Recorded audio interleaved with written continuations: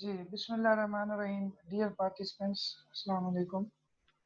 जैसा कि आप जानते हैं, लास्ट जो मैंने ग्रुप में बता दिया था कि थोड़ा-सा आज से हम तरीक़ाकार जो है वो इसका चेंज कर रहे हैं। इसमें ये होगा कि आप मैक्सिमम चीज़ें जो हैं वो डिस्कशन में आएँगी और मैक्सिमम चीज़ें जो हैं आप लर्न भी कर सकेंगे और ज़्यादा से ज़्यादा आपकी भी इन्वॉल्वमेंट हो जाएगी।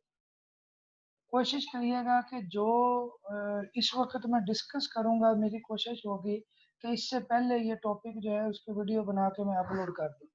जैसे कल जो इंशाल्लाह हमने लोग लिक्विड का पोर्शन जो है वो डिस्कस करना है, तो लिक्विड के पोर्शन को मैं उसकी रिकॉर्डिंग कर चुका हूँ, वो अपलोडिंग पे मैंने लगा दिया है, वो जैसे ही अपलोड होगा, हो सकता है जैसे ही मीटिंग खत्म होगी, उसके बाद मैं उसको शो कर दूँ।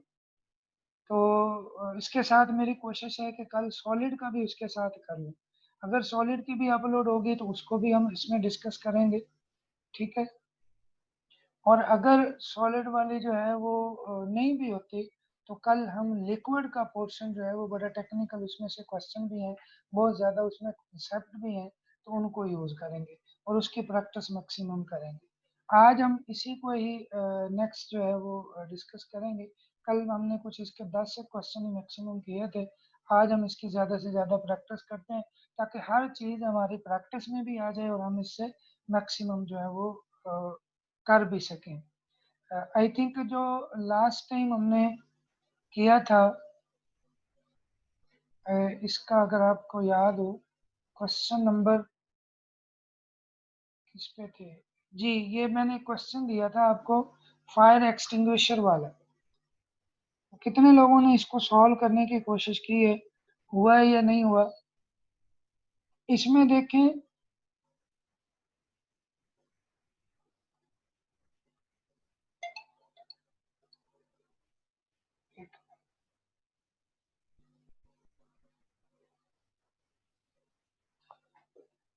अच्छा जी, अब क्या करना है, क्वेश्चन नंबर 13 देखें। A fire extinguisher 2.2 kilogram of carbon dioxide, volume of carbon dioxide आपने बताना है, मैस बताया गया है, मोलर मैस, कार्बन डाइऑक्साइड का नाम उसने बताया है और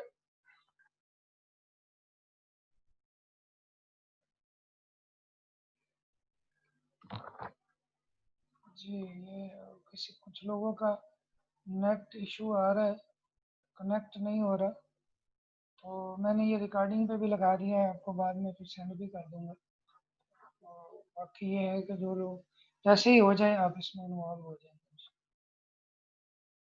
जी, तो क्वेश्चन नंबर 13, अब देखें इसके अंदर अगर आप देखें तो मैस बताया हुआ है 2.2 किलोग्राम। अब 2.2 किलोग्राम जो है वो मैस है। आपके पास एक फार्मूला है, अगर आपको याद होगा, इस फार्मूला के तहत आपने एक किया था कि PV is equal to N R T है, और एन जो होता है वो एम ओवर एम होता है, याद होगा आपको, M over capital M R T. अब आपने मालूम करना है वॉल्यूम, तो M R T over M, ये जो है पी भी इधर चला जाएगा। अब उसने रूम टेम्परेचर कंडीशन क्या दी, रूम टेम्परेचर बता दिए। अब आपको इसके अंदर आपको सारी चीजें एम उसने दिया हुआ है। अब उसने जो मैस दिया हुआ है वो 2.2 किलोग्राम है। आप इसको किसमें चेंज करेंगे, 2.2 किलोग्राम को यहाँ पे मैस इन ग्राम होता है, आप 1000 से मल्टीप्लाई करेंगे तो यहाँ 22 आ जाएगा, 2200। इसी तरह आर की वैल्यू 0.0821 होगी। टी टेम्परेचर, अब टेम्परेचर उसने साथ बताया हुआ है कि रूम टेम्परेचर है, तो रूम टेम्परेचर जो होता है वो 25 डिग्री सेंटीग्रेड होता है नॉर्मल, तो उसको आप केल्विन में चेंज करेंगे तो 273 प्लस करते हैं, यहाँ 298 आ जाएगा। मोलर मैस कार्बन डाइऑक्साइड का आएगा 44। प्रेशर जो है एटमॉस्फेरिक कंडीशन है, तो 1 एटमॉस्फेयर प्रेशर हो। ये सारी वैल्यू अगर आप पुट करते हैं तो इसमें जो आंसर होगा वो आपका 1200 के करीब। हो सकता है ये एग्जैक्ट फिगर ना हो, लेकिन जो मोस्ट सूटेबल है, जो सबसे करीब तरीन होगी वो यही होगी, जो है वो ये बी वाली, ठीक है। उसके बाद अगर आप क्वेश्चन नंबर 14 जो है इसको देखें तो आपने temperature of volume V volume है dm cube of an ideal gas increased 4 times and pressure double, new volume क्या होगा। अब इसके लिए मैं आपको बता चुका हूँ, एक रिलेशन आपने पढ़ा है, वो क्या कि P, ये जनरल गैस इक्वेशन से एक रिलेशन निकला था। वो रिलेशन क्या था कि P1V1 ओवर T1, अगर आपने ये नहीं भी पहले किया तो इसको कर लेंगे। P1V1 over T1 is equal to P2V2 over T2। ठीक है। अब जो चीज आपने फाइंड करनी है वो क्या है, उसने वॉल्यूम बता दिया V है। क्वेश्चन इसने जो है ना स्टेटमेंट, ये बड़ी कंफ्यूजिंग, उसकी जो अरेंजमेंट ऑफ वर्ड्स है ना वो थोड़ा से कंफ्यूजिंग है।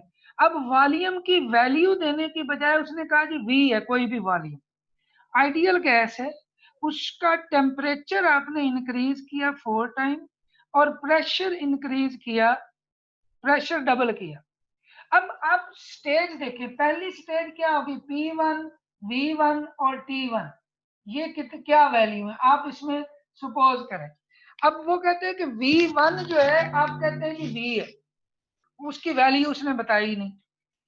टेम्परेचर उसने कहा 4 टाइम इंक्रीज करना है, तो आप कोई भी वैल्यू ले लें, 1 केल्विन ले लें जिसको आपने आगे इंक्रीज करना है। प्रेशर भी आप 1 कंसीडर कर लें सपोज वैल्यू। अब जो दूसरी कंडीशन है वो क्या है, P2 V2 और T2। T2 क्या है जी, उसने कहा डबल करना है, प्रेशर क्या करना है डबल, तो ये 1 की बजाय क्या हो जाएगा 2 हो जाएगा। इसी तरह वॉल्यूम आपने बताना है, और जो T1 है ये उसने कहा जी टेम्परेचर आपने 4 टाइम इंक्रीज करना है। अब 1 का 4 टाइम करेंगे तो 4 होगा, यहाँ पे 2 लेंगे तो यहाँ पे 8 हो जाएगा, यहाँ पे 3 लेंगे तो यहाँ 12 हो जाएगा, 4 लेंगे तो 16 होगा। अब कोई भी सपोज वैल्यू ले सकते हैं। अब आप इन वैल्यूज को इसमें पुट करें, आपने मालूम करना है V2। V2 मालूम करने के लिए आपने क्या करना है जी, V2 becomes equal to P1 V1 over T1, ये ऐसे ही आ जाएगा, T2 उधर जाके मल्टीप्लाई हो जाएगा और जो P2 है इधर आके डिवाइड हो जाएगा। अब आप देखें क्या किया आपने, प्रेशर, वॉल्यूम और टेम्परेचर, ये वाले जो है प्रेशर 1 है, उसको में कुछ फर्क नहीं पड़ा, वॉल्यूम के बजाय उसने V कह दिया, कोई वैल्यू दी ही नहीं, तो इसको हम सिंपली V ही लिखेंगे। टेम्परेचर कितना है 1 है और मल्टीप्लाइड बाय टेम्परेचर क्या किया जी, T2 कितना है 4 टाइम इंक्रीज करना है, तो ये बढ़ गया। और प्रेशर जो है वो, प्रेशर का क्या बताया हुआ, डिक्रीज है या इंक्रीज है, ये जरा मजा नहीं आया। प्रेशर इज डबल, प्रेशर को भी 2 टाइम जो है आपने करना है, तो नीचे आ जाएगा 2, टेम्परेचर ऊपर चला गया और प्रेशर नीचे आ गया। अब इसको सॉल्व करें तो क्या आंसर आएगा 2V। जी आंसर है 2V इसके अंदर, तो डेफिनेटली ये हमारा जो है वो 2V आंसर आ जाएगा। अब इस तरह से आपने एक सेंस बनानी है, एक उस क्वेश्चन की स्टेटमेंट को कीनली जो है वो उसको स्टडी करना है, रीड करना है, समझना है कि उसने बताया क्या हुआ है और उसमें वो पूछ क्या रहा है। नेक्स्ट चलते हैं जी, क्वेश्चन नंबर, ये तो कल जो है मैंने आपको दिए थे करने के लिए, लेकिन इसका मुझे किसी ने कोई रिप्लाई नहीं किया, किसी ने कोई इसका मैसेज किया नहीं, ये हो गए जी। 15 क्वेश्चन देखें, absolute zero is the temperature at which different gases are expected to have. जी एब्सोल्यूट जीरो जो है वो ये हम डिस्कस कर चुके हैं, जीरो वॉल्यूम होता है। रेशियो ऑफ, ये जी ये मैंने आपको बताया था कि रेशियो ऑफ पार्शियल प्रेशर, ये मैंने फार्मूला नहीं बता सका उस वक्त। पार्शियल प्रेशर का एक फार्मूला होता है, वो क्या होता है, किसी भी चीज का partial pressure A is equal to number of mole of A divided by total number multiplied by total pressure. इस फार्मूला को समझ लें पहले, आपको आइडिया हो जाएगा क्या है कि एक मिक्सचर है, उस मिक्सचर के अंदर जो है काफी सारी गैसेस हैं, 2 हैं, 3 हैं, 4 हैं, जितनी भी तमाम गैसेस की जितनी क्वांटिटी है, जितने जितने मोल होंगे वो उसका टोटल मोल आ जाएगा। अब टोटल मोल जो है,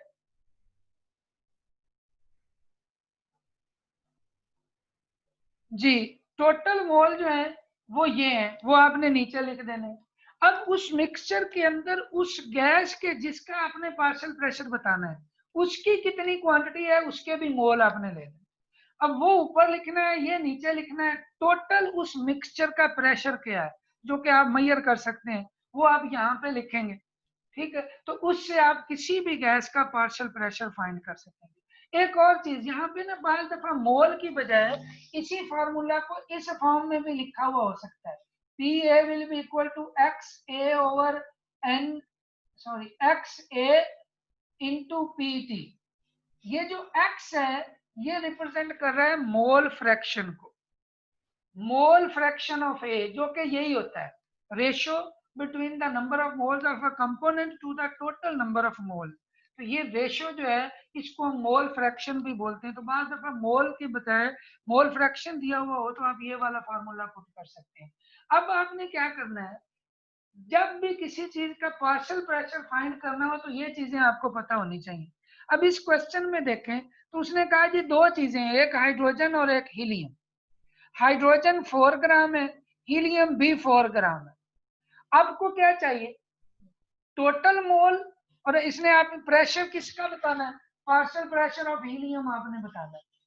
तो आप क्या करेंगे, ऊपर आ जाएंगे number of moles of helium, नीचे आएंगे total mole multiplied by total pressure. अब टोटल प्रेशर की वैल्यू भी उसने नहीं दी, उसने कहा कि इसका कौन सा पार्ट होना है, ये वाली चीज आपने बतानी कितनी। ठीक है, रेशो क्या होगी, ये रेशो टोटल प्रेशर में आपने बतानी है of partial pressure in a mixture. अब हाइड्रोजन अगर 4 ग्राम लेते हैं तो आपको पता है उसका मोलिकुलर मास 2 होता है, तो उसके 2 मोल्स बन जाएंगे। और हीलियम 4 ग्राम लेते हैं, उसका मोलर मास जो है वो 4 ही होता है, 4 को 4 पे डिवाइड करेंगे 1 मोल। तो इट्स मीन जो ये स्टेटमेंट दी हुई है इसके अंदर 2 मोल हाइड्रोजन है, 1 मोल हीलियम है, टोटल कितने मोल हो गए 3। अब 3 है तो नीचे 3 आ जाएगा। अब पूछा किसका हुआ है, हीलियम का, तो हीलियम का ऊपर लिखना है और हीलियम का कितने 1, तो 1/3 ऑप्शन जो है वो इसकी आएगी, ये वाली बी ऑप्शन आएंगे। Observed pressure is almost equal to ideal pressure if. अच्छा, मैंने कल वो एक बात आपको बताई थी, ये आइडियल इक्वेशन वाली। आइडियल इक्वेशन क्या है कि आप देखें P plus A N square over B square into V minus N B is equal to N R T. Actually ये जो पैरामीटर आए हैं इसके अंदर, ये v माइनस एन बी और A N square over B square, actually ये P V को मॉडिफाई किया गया, p को इस तरह से और b को इस तरह से। और कैसे किया गया मैं लॉजिक भी बताता चलो। ये दो कंडीशन हम पहले पढ़ चुके हैं, नॉन आइडियल होने की वजह क्या है कि अब गैस मॉलिक्यूल के दरमियान आइडियल बिहेवियर यह कहता है कि उनमें अट्रैक्शन होती है, जबकि हमने गैसेस में देखा कि उनमें सॉरी काइनेटिक मॉलिक्यूलर थ्योरी ये कहती है कि उनमें अट्रैक्शन नहीं होती, लेकिन हमने देखा कि अट्रैक्शन होती है। तो हमने क्या किया कि अट्रैक्शन की वजह से इस इक्वेशन पे क्या फर्क पड़ेगा, तो ये फैक्टर इसमें शामिल हो गया। ये डेरिवेशन है पूरी, अगर आप फर्स्ट ईयर की बुक से करेंगे तो उससे आपको आइडिया हो जाएगा। अब ये फैक्टर एक्चुअली ये फैक्टर किसकी वजह से है, फोर्स ऑफ अट्रैक्शन की वजह से। अगर फोर्स ऑफ अट्रैक्शन नहीं होती और हम उस गैस को उसी तरह से फॉलो करते हैं आइडियल के लिए, तो ये सारा फैक्टर जीरो हो जाएगा, तो ये अकेला पी ही कंसीडर होगा। इसी तरह से ये V माइनस एन बी, ये वॉल्यूम के लिहाज से कि जब आप वॉल्यूम को नेग्लिजिबल करते हैं एक्चुअल वॉल्यूम को, तो सिर्फ V रह जाता है। लेकिन अगर आप उसको नेग्लिजिबल नहीं करते, उसको कंसीडर भी करते हैं, तो ये फैक्टर उसमें शामिल हो जाता है N B. D actually excluded volume कहलाता है। हाईली प्रेस्ड गैस या हाईली प्रेशराइज्ड गैस का जो वॉल्यूम होता है वो बी होता है 1 मोल का, तो जितने मोल होंगे इसलिए उसको मल्टीप्लाई किया गया। अब इसमें ए और बी ये कांस्टेंट वैल्यू है जो कि उस गैस की नेचर पे डिपेंड करेंगे। याद रखें, ए की वैल्यू जितनी ज्यादा होती जाएगी ये फैक्टर बढ़ता जाएगा, इट्स मीन आप नॉन आइडियल की तरफ जा रहे हैं। अगर ए की वैल्यू 0 है तो इसका मतलब ये पी इधर रह जाएगा, बी की वैल्यू 0 है तो इधर सिर्फ बी रह जाएगा, P V is equal to N R T, जो कि आइडियल गैस इक्वेशन बन जाएगी। लेकिन इसके अंदर जैसे जैसे ए की वैल्यू और बी की वैल्यू बढ़ती जाएगी, इसका मतलब यह है कि हम इसके प्रेशर को, जो वो फोर्स ऑफ अट्रैक्शन थी, उसको भी कंसीडर कर रहे हैं, और इस केस में हम एक्चुअल वॉल्यूम को नेग्लिजिबल भी नहीं कर रहे, इसलिए ये दो फैक्टर आ रहे हैं। तो ये जितने ज्यादा ये वैल्यू होगी इसका मतलब वो चीजें उतनी ज्यादा आ गई, और वो बिहेवियर है उनका जो कि नॉन आइडियल बिहेवियर है। इट्स मीन ए और बी की वैल्यू जितनी ज्यादा होगी वो नॉन आइडियल है, जितनी कम होती जाएंगी वो आइडियल से नॉन आइडियल से आइडियल होता जाएगा, और जब 0 होगी तो इट्स मीन वो आइडियल ही होगा। अब आप इस क्वेश्चन को पढ़ें तो आपको आइडिया हो जाएगा कि observe pressure is almost equal to ideal pressure, कि जो प्रेशर आपने ये ऑब्जर्व किया ये आइडियल कब होगा, जब ये वाली वैल्यू 0 होगी। अदरवाइज ये वैल्यू जितनी ज्यादा होती जाएगी ये आइडियल प्रेशर फिर नहीं कहलाएगा, ये फिर नॉन आइडियल होता जाएगा। तो ये इसने ऑप्शन बताई हुई है कि जब ए और बी जो है वो स्मॉल होंगी, ऑप्शन बी में आप देखेंगे, ठीक है। स्मॉल वैल्यू जितनी ज्यादा होंगी उतना वो आइडियल होता जाएगा। क्वेश्चन नंबर 18 देखें, which of the following is more ideal at STP. अब देखें, मोर आइडियल आपको कैसे पता चलना है, दो ही चीजें आपके पास हैं, या आप एक्चुअल वॉल्यूम को देखेंगे या आप फोर्स ऑफ अट्रैक्शन को देखें। अब इसमें वॉल्यूम का जिक्र ही नहीं किया गया, कंडीशन सारी गैसेस को सेम दी गई, तो इस केस में आप आइडियल किसको कहेंगे। अब आइडियल का जो है फिर भी पैरामीटर वही अट्रैक्टिव फोर्सेस है। इन तमाम गैसेस में आप देखेंगे कि किस में अट्रैक्टिव फोर्सेस सबसे कम हो, क्योंकि आइडियल बिहेवियर ही ये है कि अट्रैक्टिव फोर्सेस नहीं होती। तो अगर ना होने भी ना, वे वाली टर्म ना भी हो लेकिन उसके करीब करीब जाए हम, तो वो जो है वो एक्चुअली आइडियल बिहेवियर होगा। अब आप देखें, सल्फर डाइऑक्साइड, H2S, अमोनिया, ये सारी गैसेस जो हैं ये पोलर है, और पोलर हैं तो उनमें अट्रैक्टिव फोर्सेस होंगी। जबकि H2 जो है ये वेरी स्मॉल साइज होता है, इसका नॉन पोलर गैस है, इसके अंदर फोर्स ऑफ अट्रैक्शन बहुत कम होती है, तो इस यही वजह है कि ये हमारी जो होगी वो ज्यादा आइडियल गैस होगी as compare to other three जो है जी। इसके बाद अगर आप देखें नेक्स्ट क्वेश्चन को देखें, नेक्स्ट क्वेश्चन में बताया हुआ when water freezes at 0 degree centigrade the density decreases due to, density किस वजह से डिक्रीज होती है। अब हम सेंस अगर यूज करें तो वजह सिर्फ आपने ये बतानी है जिसकी वजह से डेंसिटी कम हुई, और डेंसिटी होती है मैस ओवर वॉल्यूम। मैस आप चेंज नहीं कर रहे, तो क्या चेंज आ सकती है कि जिसकी वजह से उसकी डेंसिटी कम आएगी। क्यूबिक स्ट्रक्चर ऑफ आइस, ये प्रॉपर्टी है आइस की, लेकिन इसकी वजह से डेंसिटी कम नहीं हुई। Empty spaces, that is the main point, B option होगी कि उसके अंदर एम्प्टी स्पेसेस आ जाती हैं, एम्प्टी स्पेसेस की वजह से वॉल्यूम बढ़ जाता है, और डेंसिटी होता है mass over volume. Mass over volume में वॉल्यूम नीचे है, वॉल्यूम बढ़ेगा तो ओवरऑल डेंसिटी क्या होगी, कम हो जाएगी। ये ऑप्शन इसलिए ये बी ऑप्शन लगाएंगे हम। Absolute temperature is doubled and pressure is also doubled the volume of the ideal gas. इसमें बिल्कुल वही उसी तरह से है कि वॉल्यूम को क्या फर्क पड़ेगा, वही जो P1V1 वाला फार्मूला हमने लगाया है, P1V1 over T1 is equal to P2V2 over T2। अब एब्सोल्यूट टेम्परेचर आपने डबल करना है, मसल 1 से 2 कर दिया, प्रेशर भी डबल करना है 1 से 2 कर दिया, तो वॉल्यूम ऑफ द आइडियल क्या होगा। अब देखें, टेम्परेचर डबल करने से वॉल्यूम ने बढ़ना है, और प्रेशर डबल करने से वॉल्यूम में ने कम होना है। मतलब 2 को आप ऊपर मल्टीप्लाई भी करेंगे, 2 को आप डिवाइड भी करेंगे तो क्या आंसर आएगा। ये चीजें ऐसी हैं जो आपने थोड़ी सी डायरेक्ट शॉर्टकट से करने की कोशिश करनी है, और ये जितनी आप इसकी प्रैक्टिस करेंगे आपको आइडिया हो जाएगा। मतलब इसके लिए मैंने इसको सॉल्व नहीं किया, कि कॉमन सेंस है कि अगर हमने पहले वाला फार्मूला ही देखें तो हमने फाइंड क्या करना है, वॉल्यूम। तो V2 सपोज फाइंड करने जा रहे हैं, तो फार्मूला क्या है, P1 V1 over T1 multiplied by T2 over P2, यही था ना, हमने रीअरेंज किया। अब इसको भी डबल कर लें, इसको भी डबल करें, तो क्या होगा, ऊपर भी 2 नीचे भी 2, वो कट जाएंगे, बाकी सारे फैक्टर तो वही है, इसलिए ओवरऑल आंसर जो होगा वो रिमेन सेम होगा। Equal weight of methane and hydrogen are mixed in an empty container at 25 degree centigrade, the fraction of the total pressure exerted by methane. ये बिल्कुल उसी तरह का जैसे हम पीछे हीलियम वाला करके हैं, लेकिन यहाँ पे प्रॉब्लम ये है कि वहां पे उसने वेट दे दिया था कि 4 ग्राम हाइड्रोजन का, अगर क्वेश्चन नंबर 16 देखे ना, तो उसमें उसने बताया जी 4 ग्राम हाइड्रोजन है, 4 ग्राम हीलियम, ठीक है। इसमें उसने कोई वेट नहीं दिया, सिंपल ये कह दिया इक्वल वेट। तो अगर आप कोई भी वैल्यू लेके उसको करने की कोशिश करेंगे तो मे भी आपके लिए प्रॉब्लम हो। आप क्या करें, जो इसमें ज्यादा कम मैस रखता होगा या ज्यादा रखता होगा, आप ये प्रैक्टिस करेंगे तो आपको इसका आइडिया रहना कि सपोज आप देखें दोनों का मोलर मैस, क्योंकि हमें चाहिए मोल, और मोल बनाने के लिए हमने उसका मोलर मैस पे डिवाइड करना है।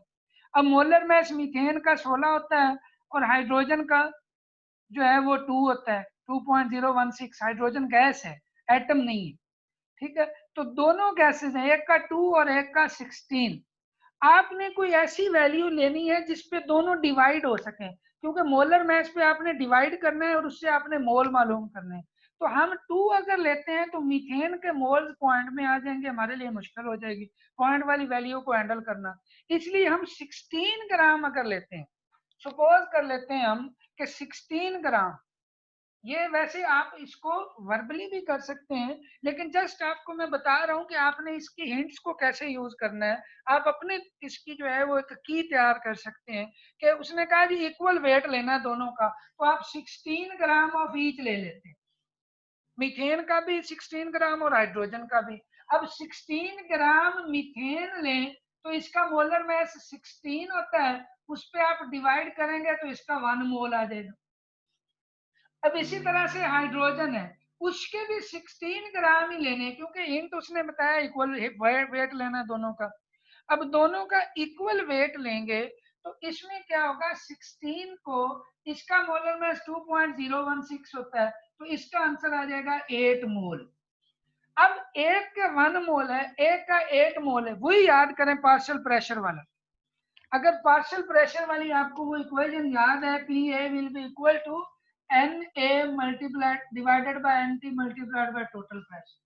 अब ये चीज जितनी भी है हमने सिर्फ उसका फ्रैक्शन बताना है, उसका पार्ट बताना है, तो क्या करेंगे, मीथेन का बताना है जी, the fraction of total pressure exerted by methane, जी मीथेन के मोल लिखेंगे कितने हैं, 1। अब नीचे क्या है, टोटल मोल 8 प्लस 1 जो है वो 9 है, तो आंसर क्या होगा 1/9। इसको आप सॉल्व कर लेंगे।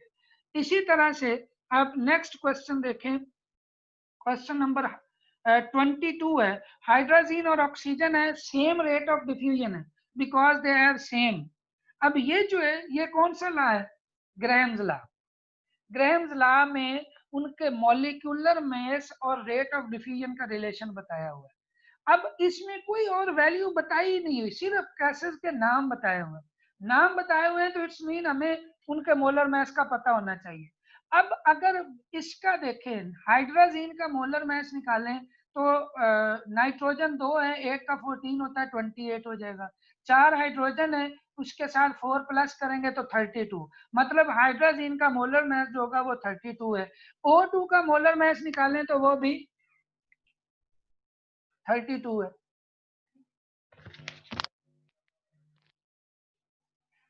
तो दोनों का मैथ जो है वो 32 है।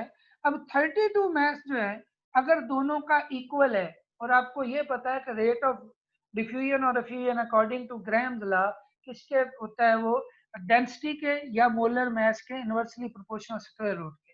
तो अगर किसी दो गैसेस का मोलर मास इक्वल होगा, इट्स मीन उनका रेट ऑफ डिफ्यूजन भी इक्वल होगा। जी नेक्स्ट क्वेश्चन, क्वेश्चन नंबर 23 है, if absolute temperature and atmospheric pressure of 4 dm³ of methane are doubled then the volume of methane will be. अब इसमें भी वही बताया हुआ है, ठीक है, एब्सोल्यूट टेम्परेचर है एंड एटमॉस्फेरिक प्रेशर, वॉल्यूम इसमें बता दिया 4 dm³ है। आपने बढ़ाना क्या है? अब स्टेटमेंट देखें, यहां से पढ़ते हुए हम कंफ्यूज हो जाएंगे कि जी एटमॉस्फेरिक प्रेशर ऑफ 4 dm³, मतलब उसने थोड़ा सा इसको, वो जो अरेंजमेंट ऑफ वर्ड्स है ना, वो ऐसी है कि बंदा थोड़ा सा पढ़ते हुए समझ नहीं आती पहली दफा। अब क्या चीज डबल की गई है? एब्सोल्यूट टेम्परेचर भी डबल किया गया है, एटमॉस्फेरिक प्रेशर भी डबल किया गया, और गैस का वॉल्यूम कितना है? 4 dm³। अब 4 dm³ जो है वो वॉल्यूम लेके आप जब इसको सॉल्व करें तो बिल्कुल वही फार्मूला आपने लगाना है। कौन सा जी? P1 V1 ओवर T1, क्योंकि तीनों पैरामीटर ये हैं, टेम्परेचर भी है, प्रेशर भी है और वॉल्यूम भी है, तो आप ये तीनों जो है वो यूज करेंगे। एक और चीज याद रखनी है, अभी तक उसका कोई न्यूमेरिकल यहाँ पे आया नहीं है क्वेश्चन, लेकिन मैं आपको बता दूं, वो हो सकता है आगे कहीं आ जाए या ना। जब भी आप ये फार्मूला यूज करेंगे ना, P1 V1 ओवर T1 वाला, तो आपने टेम्परेचर हमेशा केल्विन स्केल में लेना है, बिकॉज ये V ओवर T जो है ये वो चार्ल्स लॉ से आया है, और चार्ल्स लॉ में सेल्सियस स्केल उसको फॉलो नहीं करता, केल्विन स्केल उसको फॉलो करता है। एक और चीज मैं बता दूं, शायद उसका भी कोई एमसीक्यूज आ जाए, कि किसी भी एक चार्ल्स लॉ की डेफिनेशन सीधी सीधी आपने पढ़ी थी कि volume is directly proportional to temperature at constant pressure. लेकिन इसमें जो एक बहुत इंपॉर्टेंट चीज है वो ये है कि एक इसकी डेफिनेशन है quantitative definition of Charles law, और उसमें ये बताया जाता है कि how much volume is change with particular amount of temperature या पर्टिकुलर वैल्यू ऑफ टेम्परेचर, कि कितने टेम्परेचर के साथ कितना वॉल्यूम चेंज होना, और उसके एक रिलेशन भी बताया हुआ है कि जो उसका वॉल्यूम होगा एट 0 डिग्री सेंटीग्रेड, जो भी होगा किसी भी गैस का 0 डिग्री सेंटीग्रेड पर जो वॉल्यूम होगा, उस वॉल्यूम का 273वां हिस्सा, ये जितना भी बनता है, ये चेंज होता है volume for every 1 degree centigrade और 1 केल्विन। याद रखें 273 अगर सपोज किसी का वॉल्यूम है ना 0 पे, और अगर आप उसका टेम्परेचर 1 डिग्री सेंटीग्रेड करते हैं, तो इसका 273वां हिस्सा 1 हो जाना, और इसका 0 पे अगर ये वॉल्यूम है तो 1 डिग्री सेंटीग्रेड पे इसका वॉल्यूम हो जाएगा 274।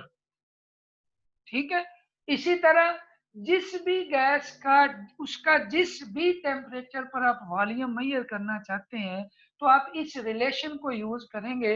ये एक इक्वेशन भी बुक में दी गई है कि किसी भी चीज का किसी भी टेम्परेचर पर अगर आप वॉल्यूम निकालना चाहते हैं, तो वो क्या होगा कि उसका volume at 0 degree centigrade plus T centigrade जितना भी होगा 273 of original volume at 0 degree centigrade. ये एक फार्मूला है जो इसमें यूज किया गया है। थोड़ा सा आपको इसके बारे में जी, ये फार्मूला है। इस फार्मूला में अगर देखें तो जितने टेम्परेचर पर आप उसका वॉल्यूम मालूम करना चाहते हैं, 0 पे जो वॉल्यूम होगा वो लेंगे, और जितने वो डिग्री सेंटीग्रेड है उसको हमने यहाँ मल्टीप्लाई कर दिया, बिकॉज 1/273 1 डिग्री सेंटीग्रेड के लिए, तो जितने डिग्री सेंटीग्रेड होगा उसको हमने यहाँ पे लिख लेना है। तो ये ओरिजिनल वॉल्यूम का इतना पार्ट है। अब एक और चीज, अगर आप कम कर रहे हैं तो वॉल्यूम ने कम होना है, लिहाजा ये वैल्यू उस वक्त माइनस में चली जाएगी, और अगर आप बढ़ा रहे हैं तो वॉल्यूम ने बढ़ना है, इसलिए ये वैल्यू प्लस में रहेगी। ठीक है, तो ये एक फैक्टर है, ये मे भी इसका भी कोई इसमें क्वेश्चन आ जाए, बड़ी इंपॉर्टेंट चीज है, ये एक दफा क्वेश्चन भी इसका आ चुका हुआ है जी। उसके बाद अगर आप नेक्स्ट चलते हैं, question number 23, 24, all oh shit.